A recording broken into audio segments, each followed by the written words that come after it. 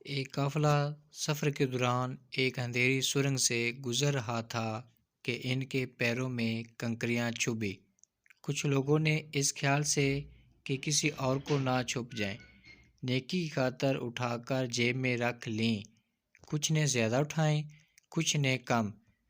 جب اندھیری سرنگ سے باہر آئے تو دیکھا وہی ہیرے تھے۔